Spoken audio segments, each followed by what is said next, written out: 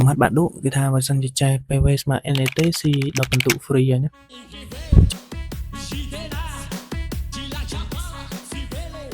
Chứ bởi sân cho năm đi tranh tụi mắt bếp này mong ta ai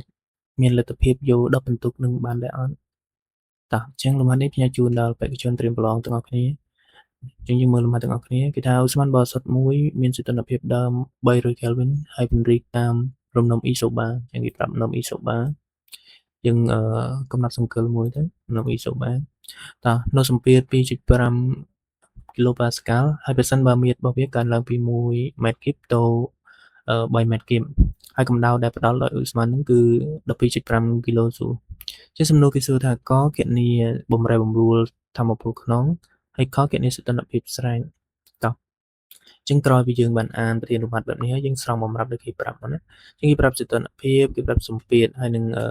លំនាំ E សូបាអញ្ចឹងលំនាំ E សូបាគឺជាលំនាំដែលមានសម្ពាធទេអញ្ចឹង P1 និង P2 គឺមានតម្លៃស្មើគ្នាជាងយើងកុំច្រឡំណាហើយមៀតរបស់យើងគឺគេប្រាប់មៀតដើមហើយនឹងមៀតស្រេចមួយហើយនឹងកម្ដៅដែលផ្ដល់ដោយឧស្ម័នគឺយើងតាំងដោយអីដោយគុយណាអូខេតោះអញ្ចឹងយើងវិភាគទៅលើសំណួរអញ្ចឹងតើសំណួររបស់យើងគេសួររកអីអញ្ចឹងសំណួរកគេគណនាបំរែបំរួលធម្មពលក្នុងអញ្ចឹងធម្មពលក្នុងរបស់យើងគឺតាំងដោយ delta អ៊ុយអញ្ចឹងនៅពេលដែលយើងដឹងថាគេតាំងដោយ delta អ៊ុយហើយតើ data អ៊ុយមានប៉ុន្មានរូបមន្តអូខេតោះអញ្ចឹងយើងទៅមើលរូបមន្តទាំងអស់គ្នាដើម្បីយកមកប្រើនៅក្នុងលំហាត់នេះអញ្ចឹងបើសិននៅក្នុងនេះគឺខ្ញុំលើកយករូបមន្តមួយចំនួន3ដែលទាក់ទងទៅនឹង data អ៊ុយឬក៏បំរែបំរួលធម្មពលក្នុង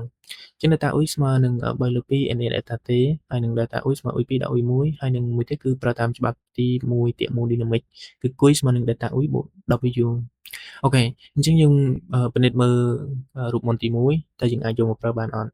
អញ្ចឹងដើម្បីរក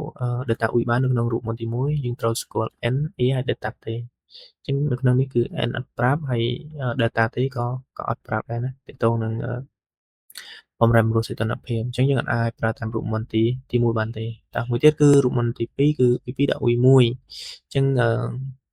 ដើម្បីរករូបមន្តដើម្បីរក data អ៊ុយនេះបានលុះត្រាយើងស្គាល់ធម្មពលក្នុងរបស់វាភាពសាច់និងភាពដើមប៉ុន្តែនៅក្នុងប្រធានគឺគេអត់ប្រាប់ទេណាអូខេតែអញ្ចឹងរូបមន្តទី2គឺយើងអត់ប្រើទេអញ្ចឹងនៅសល់តែមួយរូបមន្តទេគឺរូបមន្តទី3នេះគឺតាមច្បាប់ទី1 thermodynamic data អ៊ុយបូកនឹង w អញ្ចឹងគុយគេ5តាមពូកម្ដៅណាអូខេណាតាមពូកម្ដៅគេ5ហើយcommon គឺអាចរកបានណាករណីលំនាំ isobar អញ្ចឹងយើងមានរូបមន្តស្រាប់ហើយអូខេតែអញ្ចឹងយើងចូលទៅកាន់ដំណោះស្រាយទាំងអស់គ្នាយើងដាក់កមកគណនាបំរែបំរួលធម្មពលក្នុងហើយយើងប្រើតាមច្បាប់ទី1 thermodynamic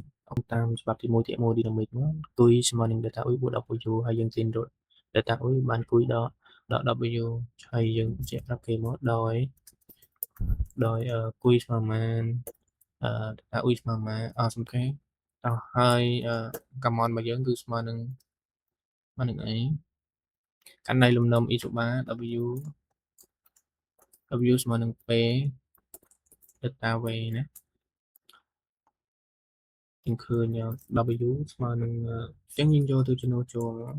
យើងបានដំណំអមដំអយដំអយណាដំអយ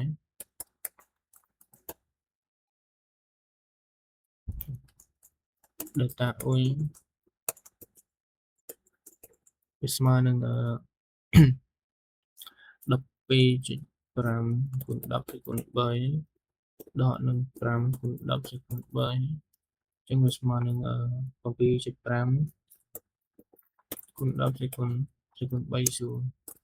នេះគឺជាបំរែបំរួលតាមពូក្នុងរបស់វាយើងអាចឆ្លើយដូចនេះមកនេះបំរែ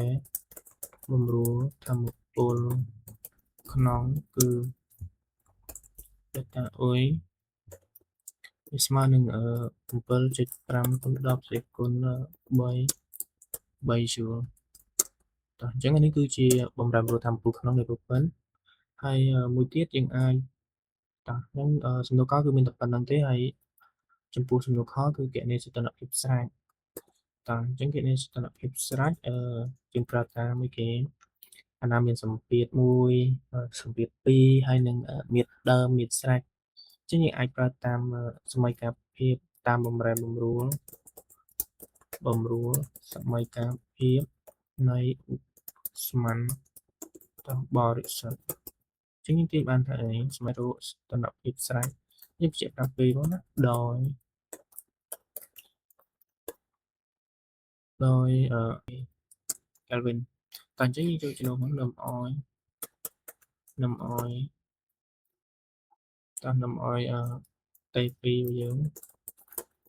bây giờ Usman yang dùng man pembun rồi Kelvin nhé toàn chứ sẽ định đi món bên này cho nó hiệp serang ke TP semanan pembun rồi Kelvin ok តែអញ្ចឹងលំហាត់របស់គ្រូគឺមានតែប៉ុណ្្នឹងទេណាខ្ញុំជាបងប្អូនមានចម្ងល់អីអាចសាកសួរបន្ថែមនៅក្នុង comment ខាងក្រោមតោះបាយបាយ